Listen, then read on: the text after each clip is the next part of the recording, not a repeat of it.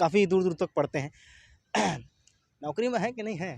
Suspend है अभी भी, सरकार छोड़ नहीं पा रही है।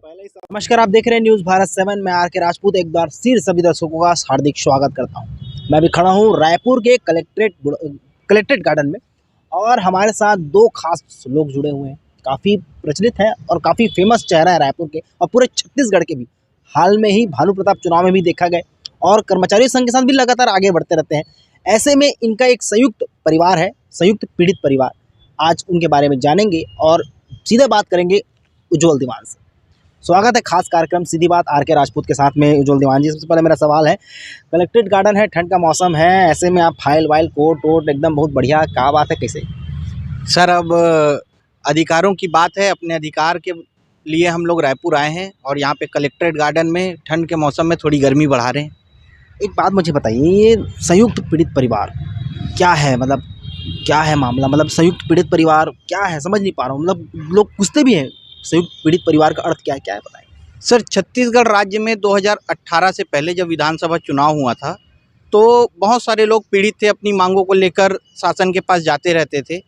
उनको 2018 में कांग्रेस पार्टी के द्वारा वादा किया गया कि हम आपकी सारी मांगों को पूरी करेंगे और 2018 से आज 2022 ख़त्म हो गए, लगभग 4 साल होने को आ गए हैं। 4 साल से अधिक समय बीत गया है और मांगें पूरी नहीं हुई हैं, शासकीय कर्मचारियों की, जनता की, पुलिस परिवार की। तो ये सारे लोग, जो जितने कैंडिडेट हैं, जो फॉर्म भरे हुए हैं, भर्तियों की इंतज़ार में बैठे हुए हैं कि अब भर्तियां होंगी, जिसमें सब इंस्पेक्टर भर्ती, बाबुओं की भर्ती, मंत्रालय की भर्ती सब रुकी हुई है। ये सारे पीड़ित लोग मिलकर संयुक्त पीड़ित परिवार बनाए हैं। सरकारी कर्मचारी और जितने भी जो दैनिक वेतनभोगी अनियमित सब इसमें आते हैं? जी, सब कुछ, जो परमानेंट है वो भी, जो अस्थायी है वो भी, जो दैनिक वेतनभोगी हैं वो भी, और जो डेली वेजेस में काम करते हैं वो सारे लोग इसके अंतर्गत आते हैं। जनसंख्या कितनी होगी?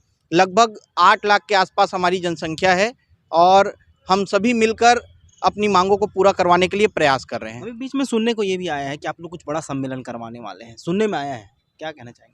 जी, 8 जनवरी 2023 को संयुक्त पीड़ित परिवार का महासम्मेलन होने वाला है रायपुर में। जगह अभी हम लोग निर्धारित नहीं किए हैं, बहुत जल्दी जगह निर्धारित करके हम आपको बताएंगे कि संयुक्त पीड़ित परिवार का सम्मेलन 8 जनवरी 2023 को किस जगह पे होगा, लेकिन रायपुर में होगा, ये तय है। सम्मेलन का अर्थ मतलब क्या, मतलब किस टाइप का सम्मेलन रहेगा, कैसे लोग वहाँ आएंगे, किस लोग आएंगे, कौन कौन आएंगे वहाँ पर? जी, समस्त शासकीय कर्मचारियों के परिजन आएंगे, अनियमित कर्मचारियों के परिजन आएंगे, पुलिस परिवार के परिजन आएंगे, संयुक्त पुलिस परिवार के परिजन आएंगे, जिसमें नगर सेना, गोपनीय सैनिक, सहायक आरक्षक, जेल प्रहरी, जिला बल, सशस्त्र बल, ये सारे के परिजन आने वाले हैं।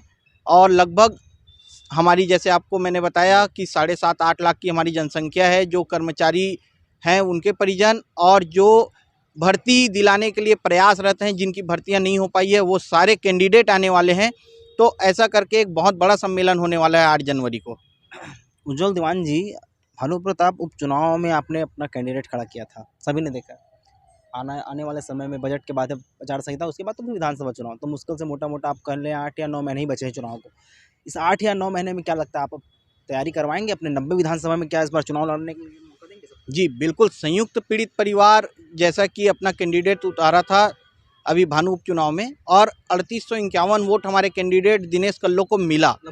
लगभग 4000 वोट पड़ा। मतलब लोग बदलाव चाहते हैं, क्योंकि बहुत प्रेशर होता है उपचुनाव में, पक्ष विपक्ष, और प्लस इस बार तो सामाजिक प्रेशर भी था। समाज ने भी अपनी मांगों को लेकर अपना कैंडिडेट उतारा था, तो बहुत ज़्यादा दबाव था। तो 2023 के विधानसभा चुनाव में संयुक्त पीड़ित परिवार पूरे 90 सीटों से आज़ाद जनता पार्टी के बैनर पे चुनाव लड़ेगा। आज़ाद जनता पार्टी ने हमें सहयोग किया और आज़ाद जनता पार्टी का वर्तमान में मेरे को प्रदेश अध्यक्ष भी बनाया गया है।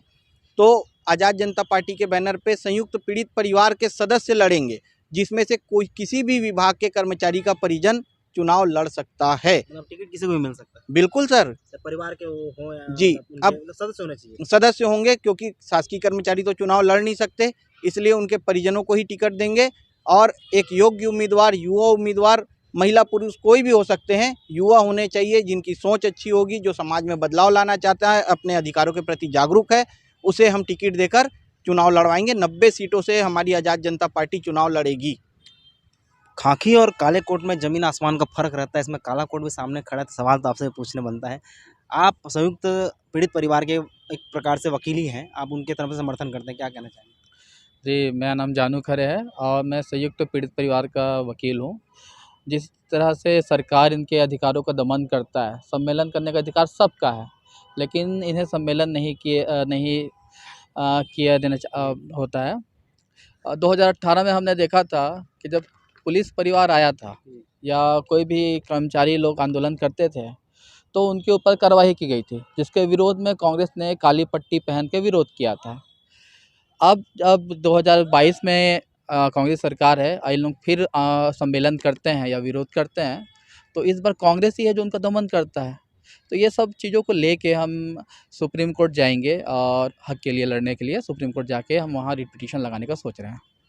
अब हमारे साथ जुड़ेंगे मिश्रा जी। मिश्रा जी को तो आप सभी जानते हैं, सभी जानते हैं मिश्रा जी, आपको भी तो लगातार मुलाकात होते रहते हैं, अक्सर प्रदर्शन बेबाक तरीके से बोलते हैं और ख़ासकर इनके कमेंट्स को लोग काफ़ी दूर दूर तक पढ़ते हैं। नौकरी में है कि नहीं है? सस्पेंड है अभी भी, सरकार छोड़ नहीं पा रही है। पहले ही सवाल हमने सबको से नौकरी पूछ लिया। हाँ हाँ, सीधी बात है। देखिए, हम अपने हक और अधिकारों के लिए सम्मेलन करने जा रहे थे, मैं तो शामिल भी नहीं था, फिर भी मुझे उठा के बेड़ दिया गया 2-2 जगह राजद्रोह लगाकर। इसलिए अब मेरा नाम संजीव मिश्रा नहीं रह गया, राजद्रोह ही संजीव मिश्रा हो गया है। और बताना चाहूँगा कि जो सम्मेलन पिछले साल नहीं हो पाया था वो इस बार होगा, और इस बार मैं उसका बढ़ चढ़ कर हिस्सा ले रहा हूँ और सभी पुलिस परिवार को बोलूँगा कि आइए, क्योंकि जब मेरे को नौकरी से नहीं निकाल पा रहे हैं ये लोग, तो सिर्फ आपको डरा कर, धमका कर अपने हक से वंचित रखना चाहते हैं। और मैं चाहता हूं कि इनसे न डरें, क्योंकि राजपत्रित अधिकारी ने भी अपना संगठन बना लिया, आईपीएस ने भी अपना संगठन बना लिया, तो हमारा हक हमसे क्यों छीना जा रहा है? आज ही सवेरे मुझे एक बस्तर से एक टीआई का फ़ोन आया था, वो फपक के रो रहा था और बता रहा था कि 3 साल से मेरा स्थानांतरण नहीं हुआ है, मैं अपने छोटे से बच्चे को देखने के लिए अधिकारियों के सामने गिड़गिड़ाता हूं और मेरा ट्रांसफ़र नहीं हो रहा है। जो हमारे आज मुखिया बने बैठे हैं प्रदेश के पुलिस विभाग के, वो ऐसा मुकबधीर हो चुके हैं और ऐसा चुपचाप बैठे हैं कि हज़ारों की संख्या में जो आवेदन आए हैं ट्रांसफ़र के लिए, वो आज तक उसका कोई निराकरण नहीं हुआ है। सेम चीज़ जेल वालों के साथ हुआ है, 300 से 400 लोगों का आवेदन पेंडिंग है, उनका भी कुछ नहीं हो रहा है और कोई भर्ती भी पूर्ण नहीं कर पा रहे हैं। सुप्रीम कोर्ट ने आदेश किया है कि 6000 कांस्टेबल भर्ती को पूर्ण भरा जाए, पद को रिक्त हैं जो उनको भरा जाए, उसको भी ये दबा के बैठ गए हैं। पता नहीं कार्यालय में 11 से 7 बजे तक क्या करते हैं हमारे अधिकारी, हमारी पीड़ाओं को नहीं देख पा रहे हैं। और इसीलिए यह जो सम्मेलन हो रहा है, इसमें समस्त पीड़ितों को मैं आमंत्रित करता हूँ। मिश्रा जी, एक तो और सवाल पूछना चाहता हूँ, ये एकदम टॉपिक से हट के हैं जी। जैसे कि पुलिस परिवारों के सभी माताएं बहनें बच्चे भी आएंगे जी, सम्मेलन देखते हैं, सम्मेलन में क्या होता है वो बातों को भी सुनते हैं जी, तो उन वहाँ पर किन बातों को रखा जाएगा? असल मुद्दा कहाँ है? क्या मुद्दा छूट रहा है जो कर्मचारी के परिवार वालों को हम समझा नहीं पा रहे हैं, या हम कहीं ना कहीं उस चीज़ को देख नहीं पा रहे कि उनको क्या समझाना है? क्या बताएंगे उसमें? देखिए, हम उनको उनका अधिकार की बात बताते हैं, इसलिए वो हमारे पास आते हैं। हमारे जो डरे सहमे सिपाही हैं, उनको अधिकारियों द्वारा डराया जा रहा है कि हम तुम्हारी नौकरी खा जाएंगे।